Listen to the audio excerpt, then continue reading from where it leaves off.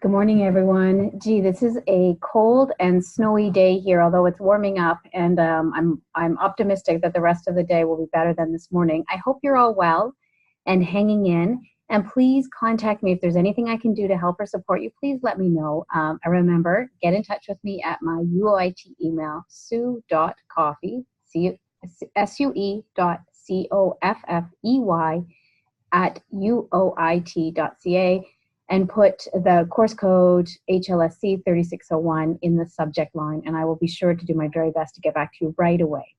In the meantime, as promised, finally, here's a video lecture on Chapter 2, Dimensions of Interprofessional Practice, using that framework that my colleague Charles Amunim and I have developed.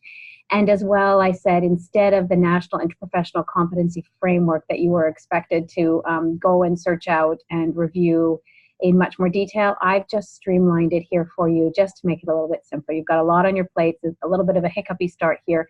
And I really want things to be as straightforward as they can be for you. And while I know it's always work to go to school, I hope this can be as enjoyable as possible for you. So on we go. Today, a short lecture on dimensions of interprofessional practice, and in particular, looking at how we developed an organizing framework for that. So let's start with this basic question. What's an organizing framework, and why do we need one? Why do we need to design a kind of a model or something that depicts all of the different dimensions or elements that we're looking at, instead of just describing them or putting them in a list? And here's a reason. Think of the house. If we wrote a list of all the elements that we needed for a house, it could be really comprehensive. But when we draw it as a framework, when we look at the bones of it all put together, that the sort of the intersection of all those different elements really hits home for us, and it makes sense. And that's why, in addition to writing out the concepts and describing them and using examples, we also try to depict how they intersect with each other in a way that helps us to really make sense of it. And, you know, we use frameworks for all kinds of things. This is one example. You use them, I'm sure, in your practice all the time. And I know you've seen many different models or frameworks. A really common one is Maslow's hierarchy of needs, you know, sort of that pyramid or triangle looking model. We see them all the time. They become very familiar to us. And in this text, we're using the framework that we have developed, looking at these dimensions that are really sort of in every single situation of interprofessional practice. Not all of them are as obvious as others, and not all of them are as important as others in every situation, but they're relevant. And so it's always worth considering. And just the way we would consider a house and how we build the basement and the scaffold and how we scaffold up all the different elements, we do that with an organizing framework as well. And just a reminder, there can be lots of frameworks, just as there are lots of different houses, and all of them are valuable and really important in different contexts and have really important different kinds of features. The same way with a framework. All kinds of frameworks can be valuable and can be different. So today I'm going to talk about the framework that we've designed based on our years of practice and our research in this area. But I'm also going to talk about another framework, which is the National Interprofessional Competency Framework. And both of them are relevant and valuable and have good applicability in different kinds of settings. And so you'll make your decisions about applying them as you move through your career. But for the moment, let's talk about the one in your textbook, what we call our organizing framework for IPP. And so here it is, and I hope it doesn't seem daunting. In the next slide, I'm going to talk a little bit more about each of these factors, but what you'll see in the center are those three important dimensions: the task dimension, the relationship dimension, and the process dimension. And in a minute, I'm going to really define those and help you to understand why they're important. And around those, in the larger circle around them, we see what's called the contextual factors. And those contextual factors include things like what's happening in the practice environment, individual factors, so for me as an individual or a patient as an individual, what are relevant individual factors, sociopolitical or environmental factors, things like funding, regulation, stuff like that, organizational factors, how an organization works, the policies and the procedures. And then over there, you see there's unknown factors. There's things that are nebulous that we don't really know or we haven't really identified.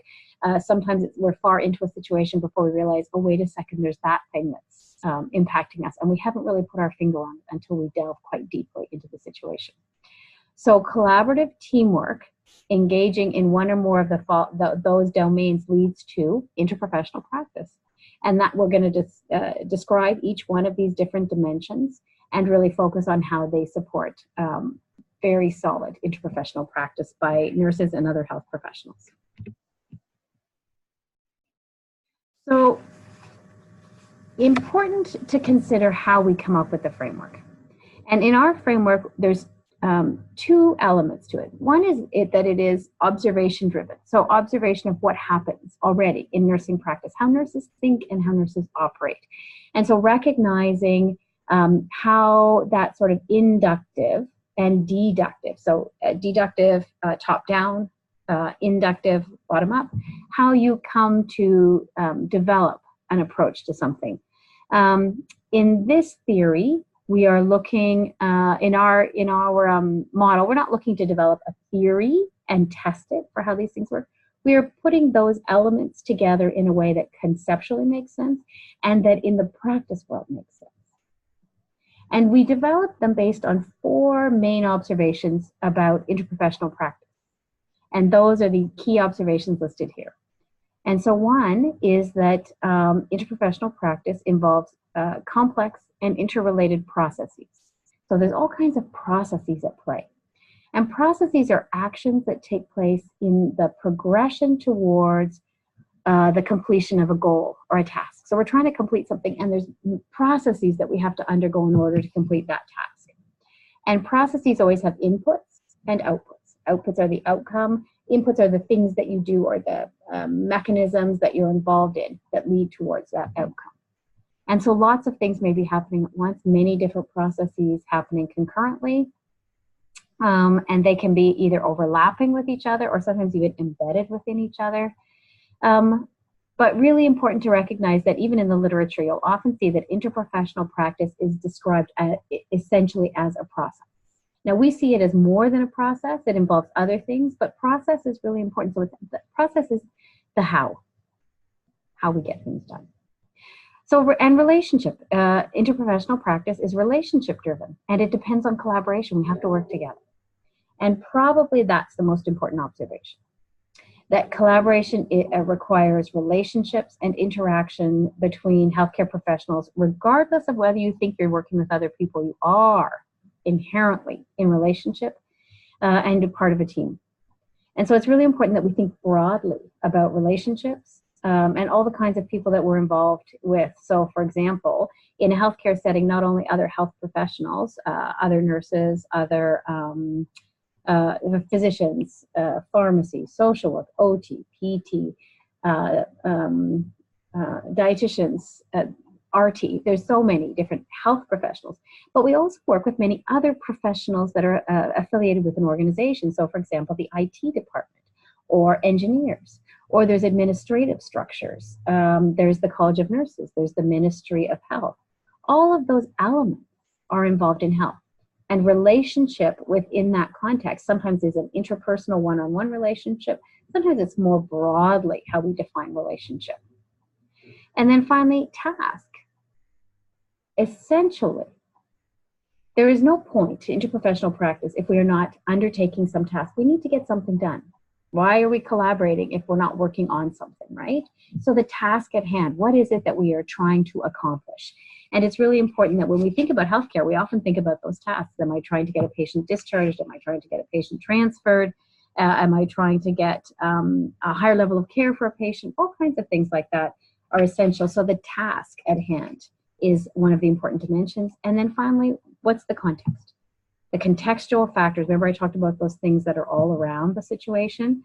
And that can be things like healthcare funding or changes in policy or government changes. Certainly in Ontario, when we look at what's happening with the government of Ontario, lots of changes are happening right now. And we'll have to watch for health and see what those changes might be in the near future. But so we have all of these changes happening within the context in which we practice health. So remember those elements in the center, process, task, and relationship, and then around them, context. So let's talk about them just a little bit more. So the process dimension, remember I said this is the how. How do we get something done?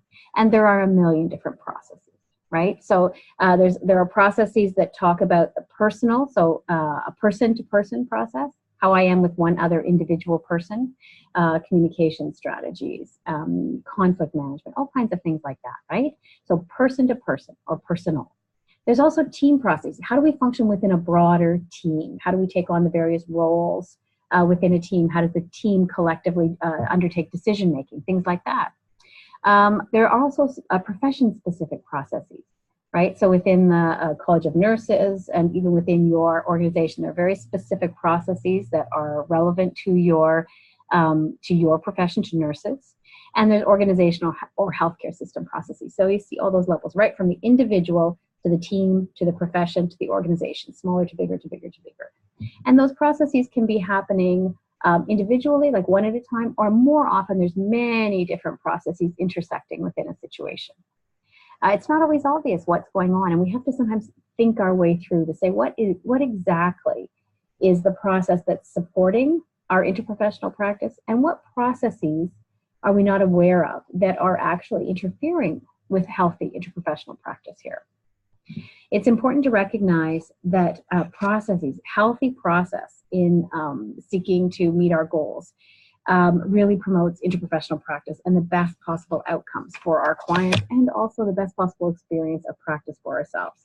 So the more that we can make evident or obvious all the underlying processes, the rules of communication, the structure, how people obtain power within your setting, who has authority, not just formal by the rules, but who has influence, things like that. The more we make that obvious, the more we are able to either promote healthy processes or actually break down those unhealthy processes, so that we can really work in very productive, invigorating, and rewarding environments.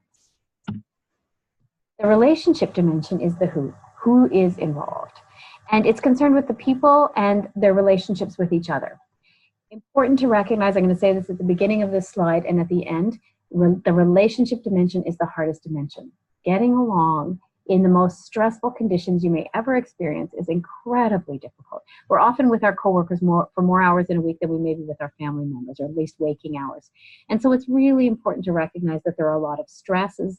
We all bring with us all kinds of different backgrounds and expectations and life experiences and life circumstances, and we often don't know the whole story of what other people are living with in the moment. So really important to recognize that within your own profession, so nurse to nurse in intra-professional practice and nurse to other kinds of healthcare providers, we look at all of these elements. So our role, the various roles that different members of the team play, their perceptions, how they view things and how they interpret a circumstance or a situation, the emotions that may be involved, both our own emotions, and so important to do that check-in to really ask ourselves, what am I feeling? So if I'm really agitated, or if I'm feeling like I've gone 0 to 100 and I'm just ready to have a flame out, what's that about? What are the emotions I'm feeling? Or am I feeling hurt because I wasn't listened to, or chilled out, or feeling like I'm not belonging? Everybody is going about their business and going for coffee, but they're not asking me if I'd like to go for a break with them. Things like that. Like, there's a lot of relationship stuff that is about the social element of our practice that is equally important as the relationship elements that are about the tasks of taking care of our patients. So critical to recognize that when we work with a team and when we are practicing interprofessionally, a sense of belonging and feeling as though we are welcome within that team and a full-fledged member of that team is really essential for our success. Also important to recognize values and beliefs, the communication that we take part in within the group, and the group dynamics, and we'll talk a little bit more about that. Also, recognizing that complex situations and complex health challenges often pose the greatest challenges for us within the relationship dimension. So challenging because we're working really hard to figure out what we can do to manage things, and also challenging because we're working with emotions. The task dimension, critical when we look at the what of interprofessional practice. Important variables that represent the work that needs to be done, and all of us focus a lot on those tasks, what needs to be done in order to provide the best possible patient care. So we're involved in all kinds of actions and behaviors constantly through the course of an 8-hour or 12-hour shift. Our skilled assessments, the care that we provide, and all of that leads to reaching hopefully desired outcomes for our clients. Really important to recognize that often the public recognizes us by the tasks that we do, and it's overemphasized in healthcare situations. Finally, those contextual factors, and if you remember in the model, that was the outer circle. When we think of those contextual factors, that's sort of the where are we practicing, not just geographically, although sometimes that has an implication regarding funding, but also the where of interprofessional practice when we are considering our environment. And when we look at those influences, those contextual factors, there's some individual components. There's the practice environment. What do we know about the practice environment? What do we know about the stressors it may be experiencing, funding issues, things like that? What do we know about the organizational elements, the factors associated with our organization? Sociopolitical factors, that may be, again, what the government decision-making, regulation, things like that. And also these unknown factors, the nebulous factors that we can't really put our finger on. So why do we need a framework? A framework is essential because it helps us to drill down in any practice situation, to figure out what's going on, to break down the pieces. So that a framework supports healthcare providers and teams to engage in healthy interprofessional practice. It enables the individuals on a team and the team as a whole to organize themselves and to really work through and analyze the various aspects of those healthcare situations as they are evolving. So not just after the fact, but even through the situation. It also enables us to sort of get a broader view, a more holistic view, as opposed to just focusing on what is the task at hand, which is typically what you find we do in healthcare situations. This enables us to more broadly look at all other kinds of elements. So what is the relationship component? What's the process component? Often those components are really important to recognize and to determine whether they are effective or not just whether we're able to meet the task or not. So why would we use that framework? Well, certainly they can help us in healthcare practice situations to do a lot of important things. They can help us to identify those factors that are important in a situation. They can help us to highlight individual and team issues. When the team is struggling, when there's challenges with it in the team, it's important to look at all of those factors. They can help us to determine the elements that require attention or monitoring when things aren't working out, when we're not having the outcomes that we are expecting. Breaking it down along those dimensions can really help us to figure out what we need to pay attention to.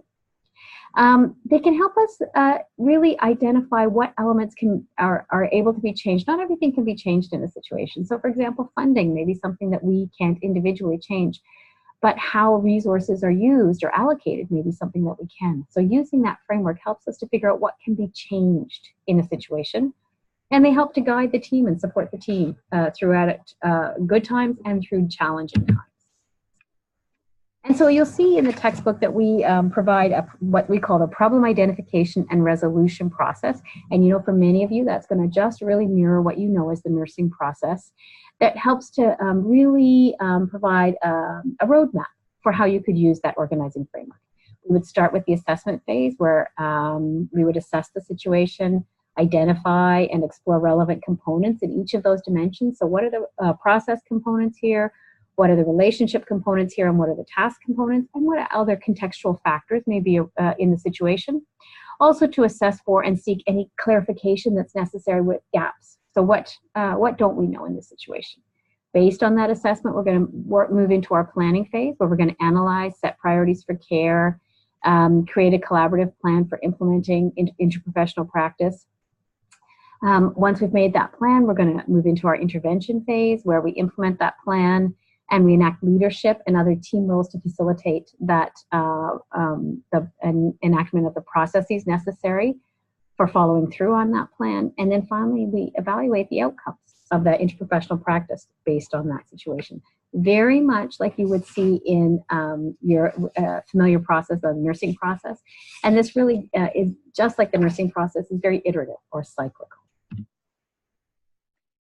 So how can we use the organizing framework in interprofessional practice? You can use it almost endlessly, but here's a couple of examples to give you a sense of how you might want to apply that kind of framework in situations of team conflict. breaking it down into what kind of elements are most relevant and how you can work within each to resolve the challenges. We're looking at critical incidents. If you've ever been involved in a critical incident in clinical practice, it's so important to be able to figure out what are the elements that were part of that situation. And typically there are relationship elements, task elements, process elements, and contextual elements that need to be broken down.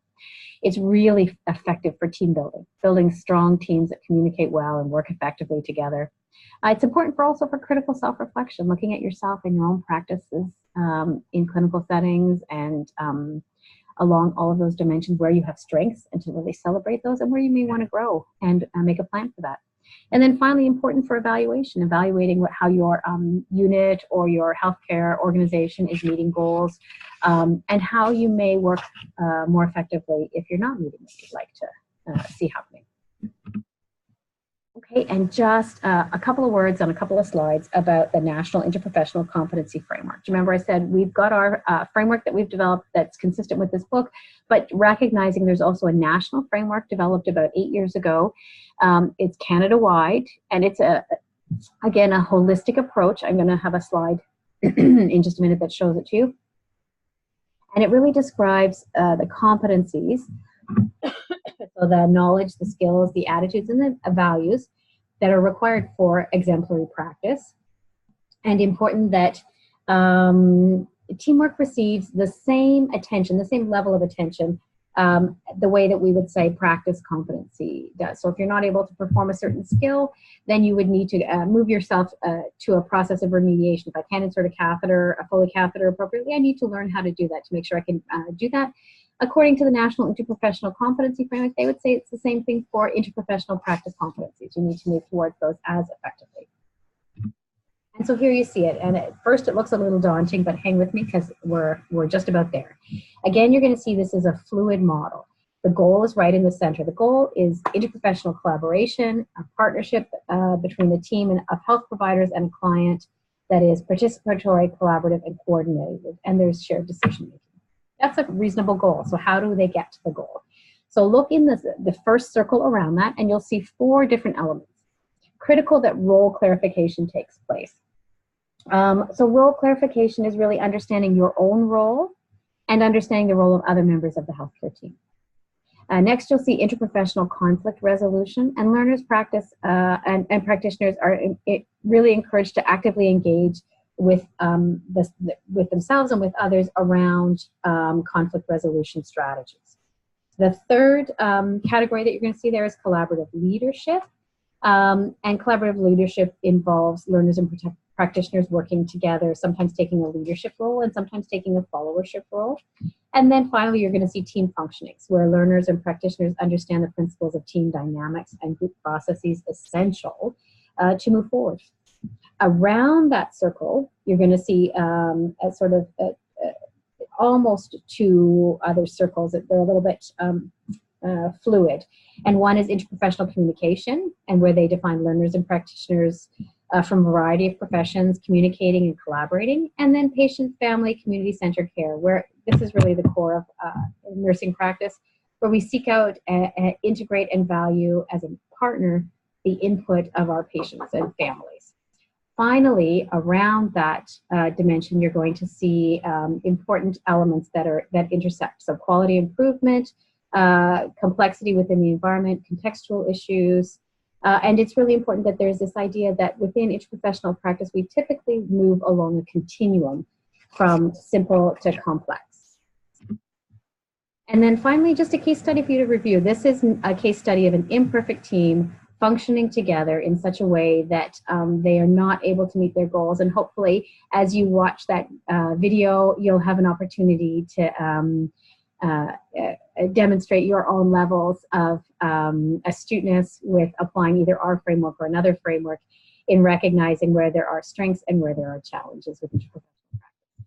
I hope this is helpful. Sure, I'm looking forward to next week and talking to you more. I hope all is well, and please keep in touch, stay warm, and have a fantastic week.